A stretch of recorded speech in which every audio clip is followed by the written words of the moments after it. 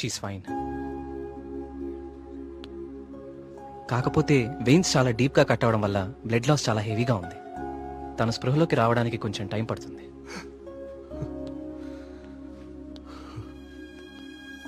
కార్తీక్, ఒకసారి రండి.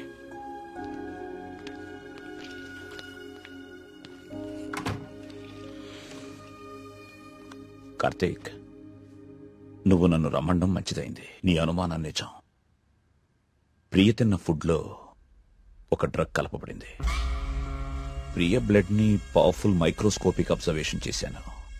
ఆ డ్రగ్ వల్లే ప్రియ ఆత్మహత్య చేసుకోబోయింది. విషయం అయితే చనిపోతారు. ఇలా డ్రగ్ మూలంగా ఆత్మహత్య చేసుకోవటం ఏంటి? చెప్తాను. కొన్ని వందల సంవత్సరాల క్రితం ఆయుర్వేద బ్రహ్మగా పేరొందిన సుశ్రుతుడు కొన్ని రకాల మొక్కలకి మనిషి మెదడుని కంట్రోల్ చేసే శక్తి ఉందని కనుగొన్నాడు. వాటితో ఒక డ్రగ్ తయారు చేశాడు. అలెగ్జాండర్ తన ప్రపంచ జైత్రయాత్రలో భాగంగా తన సైనికుల మీద ఈ డ్రగ్ ను ఉపయోగించాడు. ఎన్ని దెబ్బలు తగిలినా తమ శారీరక స్థితిని పట్టించుకోకుండా పిచ్చి పట్టినట్లుగా యుద్ధానికి వెళ్లేవారు. హిట్లర్ కూడా రెండవ ప్రపంచ యుద్ధ సమయంలో ఇలాంటి డ్రగ్ తయారు చేయించాడు. అయితే అదంత సక్సెస్ అవ్వలేదు. ఆ డ్రగ్ ని 3 డోసెస్ గా ఇస్తారు. రోజుకి 1 డోస్. ఆ 3rd డోస్ బాడీలోకి వెళ్ళాక డ్రగ్ ఎఫెక్ట్ స్టార్ట్ అవుతుంది. ఎవరైనా ఈజీగా ఆ వ్యక్తి మెదడుని కంట్రోల్లోకి తీసుకోవచ్చు. అంతేకాదు, ఆ 3 డోసెస్ ఒకేసారి కల్పిస్తే అది సైనైడ్ కంటే ప్రమాదకరం. It's a hypnotic suicidal drug. అంటే ప్రియా కూడా?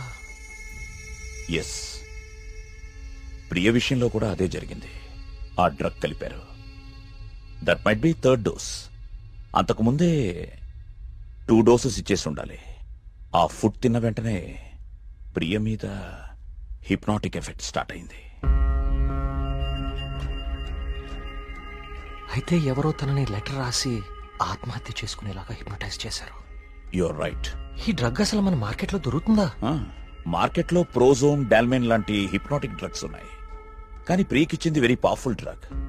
అసలు ఇలాంటి డ్రగ్ ఒకటి ఉందని ఇప్పటి ప్రపంచానికి తెలియదు. వీటిని తయారు చేయడానికి కొన్ని రకాల మొక్కలు వాడతారు కార్తీక్. దే ఆర్ కాల్డ్ సైకోసిస్ ఇండ్యూసింగ్ ప్లాంట్స్. ఇవి జర్మనీ పరిసర ప్రాంతాల్లో మాత్రమే దొరుకుతాయి. కొన్ని లక్షలు ఖర్చవుతాయి కార్తీక్ ఈ డ్రగ్ ని తయారు చేయడానికి. మరి పోస్ట్ మార్టం రిపోర్ట్ లో ఈ డ్రగ్ గురించి ఎందుకు తెలియలేదు మనకి? అదే దీని స్పెషాలిటీ. 3rd డోస్ బాడీ లోపలికి వెళ్ళాక ఇది బ్లడ్ లో చాలా డీప్ గా మిక్స్ అయిపోతుంది. ఇది బ్లడ్ లో ఉండేది కేవలం 2 గంటలు మాత్రమే. ఆ తర్వాత ఎవాపరేట్ అయిపోతుంది.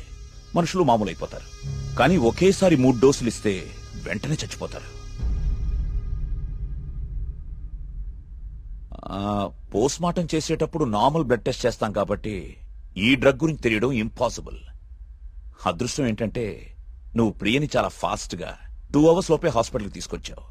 కొంచెం ఆలస్యమైనా ఇలాంటి డ్రగ్ ప్రియకిచ్చారని మనకెప్పటికీ తెలిసేది కాదు. థ్యాంక్స్ బాబు.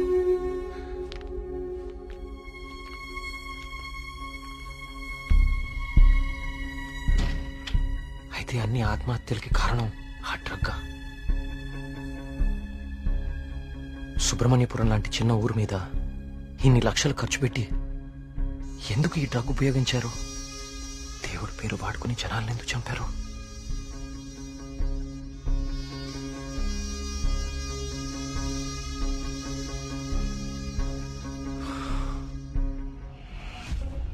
సుబ్రహ్మణ్యపురం ఆలయంతో సహా గణపతి స్థపతి కట్టిన ఆలయాలన్నీ ఒకలాగానే ఉన్నాయి. ఏదో లింక్ మిస్ అవుతున్నాను. అదేంటి ఆ ఈశాన్య మూల గది?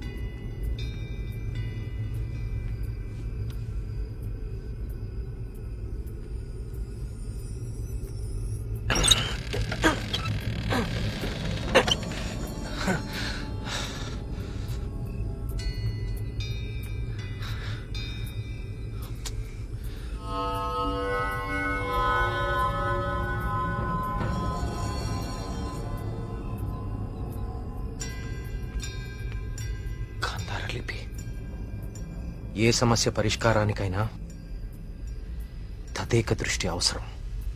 తదేక దృష్టితో చూడు, పరిష్కార మార్గాలు తెరుచుకుంటాయి.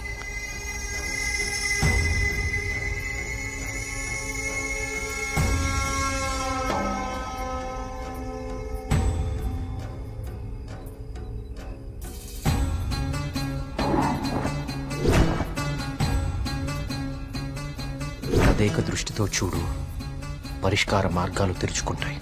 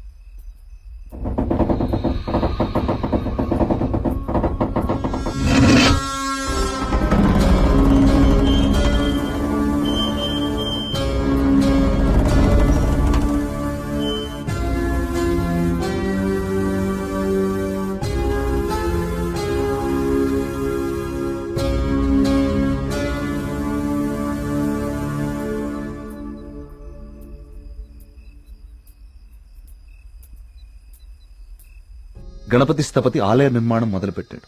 స్వామి విగ్రహం అతన్నెందుకో బాగా ఆకర్షించింది. రహస్యంగా ఆ విగ్రహాన్ని పరీక్షించడం మొదలుపెట్టాడు. ఆశ్చర్యపోయాడు. కార్తీక పౌర్ణమి రోజున కొన్ని ఘడియల సేపు స్వామి విగ్రహానికి ఒక వింత శక్తి వస్తుంది. ఆ సమయంలో ఆ విగ్రహాన్ని తాకిన జలం తాత్కాలిక అమృతంగా మారుతుంది. మనిషి వయసును తగ్గిస్తుంది. కానీ కొద్దిసేపటికి యథారూపం వచ్చి అదే మనిషి ప్రాణం తీస్తుంది. అదే ఆ విగ్రహాన్ని కొన్ని రసాయన ద్రవాలతో లేపనం చేసి తిరిగి అభిషేకం చేస్తే ఆ జలం ఈసారి శాశ్వత అమృతంగా మారుతుంది. ఇదంతా కేవలం కార్తీక పౌర్ణమి రోజున మాత్రమే జరుగుతుంది. స్వామి విగ్రహానికి దాని కింద అంతర్భాగంగా ఉన్న శిలకు ఈ శక్తి ఉందని ఆయన కనుగొన్నారు. మహారాజుకి ఈ విషయం చెప్పాలని వెళ్లి చూసేసరికి మహారాజు రవివర్మ చింతాక్రాంతుడై ఉన్నాడు. కారణం, తమ రాజ్య సరిహద్దుల్లో పరమ క్రూరుడైన అస్లం ఖాన్ తన సైన్యంతో ఈ రాజ్యాన్ని నాశనం చేయడానికి సిద్ధంగా ఉన్నాడు. అస్లం ఖాన్ సైనిక బలంతో పోల్చుకుంటే తమ సైన్య బలం సగం కూడా లేదు. ఓడిపోవడం తథ్యం అనే దిగులుతో ఉన్నాడు మహారాజు. గణపతి స్థపతికి ఠక్కున ఒక ఆలోచన స్ఫురించింది. స్థపతి ఆ విగ్రహం గురించి తాను కనుగొన్నది చెప్పాడు. రాజు ఆశ్చర్యపోయాడు.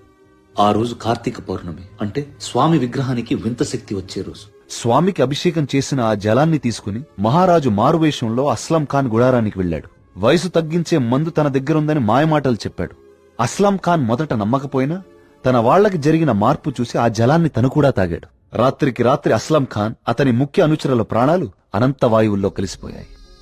ఆ సుబ్రహ్మణ్యేశ్వర స్వామే తన రాజ్యాన్ని కాపాడాడని నమ్మాడు మహారాజు. ప్రజల క్షేమాన్ని ఆలోచించి స్వామికి అభిషేకాలు జరగకుండా చూశాడు. చావుని జయించడం ప్రకృతి విరుద్ధం. అందుకే గణపతి స్థపతి మహారాజు విగ్రహ రహస్యాన్ని ఎవ్వరికీ చెప్పలేదు. ఈ విగ్రహ రహస్యాన్ని గణపతి స్థపతి గ్రంథస్థం చేసి గుడిలోని ఈ రహస్య ప్రదేశంలో భద్రపరిచాడు. ఒక ప్రత్యేకమైన నాణాన్ని ఉపయోగించి ద్వారాన్ని మూసివేశాడు. భవిష్యత్తులో ఈ రాజ్యానికి ఏదన్నా ఆపద వాటిల్లితే భగవంతుడు ఆ ఆపదని తొలగించడానికి ఒక వ్యక్తిని ఎంచుకుంటాడు. అతన్ని రాజ్యానికి వచ్చేలా చేస్తాడు. ఆ వ్యక్తికి ఆ నాణెం, రహస్య గదిలో ఉన్న ఈ ప్రతి పరిష్కారాన్ని చూపిస్తాయి.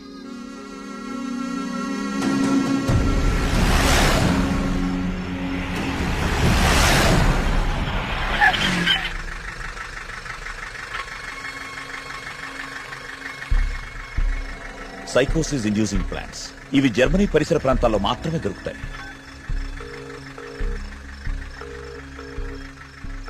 చెప్పరా ఏంటో. మొన్న అక్టోబర్లో గానీ నవంబర్లో గానీ జర్మనీ నుంచి ఎవరైనా వచ్చారా హైదరాబాద్ కి? ఇమిగ్రేషన్ కనుక్కొని చెప్తావు నువ్వు? ఒక 5 minutes టైం ఇవ్వరా, కనుక్కొని చెప్తాను. ఓకేనా బావా? టోటల్ గా 8 మంది జర్మనీ నుంచి హైదరాబాద్ వచ్చారు. వాళ్ళలో 4 సాఫ్ట్వేర్ ఎంప్లాయీస్. వాళ్ళందరిది హైదరాబాదే. ఇంకొక 2 మాత్రం జర్మనీ సిటిజన్సే. వాళ్ళు ఏన్షియంట్ ఎర్త్ అనే ఆర్కియాలజీ ఫర్మ్ నుంచి వచ్చారు.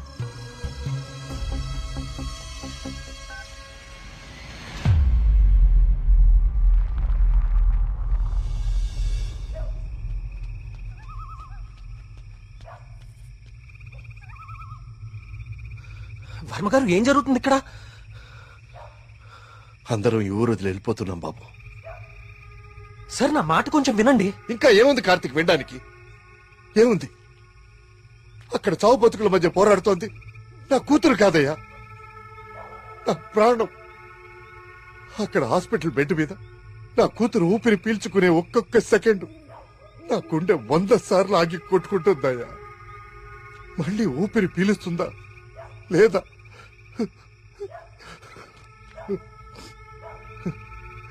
నిజమే, కష్టం నా ఇంటి దాకా వచ్చే వరకు నాకు అర్థం కాలేదు. ఆ కష్టం ఈ ఊర్లో వేరెవ్వరికీ పంచలేను. ఈ వయసులో పిల్లల్ని పోగొట్టుకునే దౌర్భాగ్యం ఏ తల్లిదండ్రులకి రాకూడదు. వెళ్ళని, వీళ్ళందరూ ఎక్కడికి వెళ్ళా ఎక్కడో క్షేమంగా ఉన్నారన్న తృప్తైనా మిగల్ని. వెళ్ళిపోని. మనందరం ఎక్కడున్నా ఆ రోజు త్వరలో వస్తుందన్న ఆశతో బతికేద్దాం. వెళ్ళండి, అందరూ వెళ్ళండి. దయచేసి నా మాట వినండి. ఒక్కసారి నా మాట వినండి. నేను చెప్పేది కొంచెం వినండి. సార్ నా మాట కొంచెం వినండి. కార్తీక్, నేను నా కూతురుని తీసుకొని వెళ్ళిపోతున్నాను.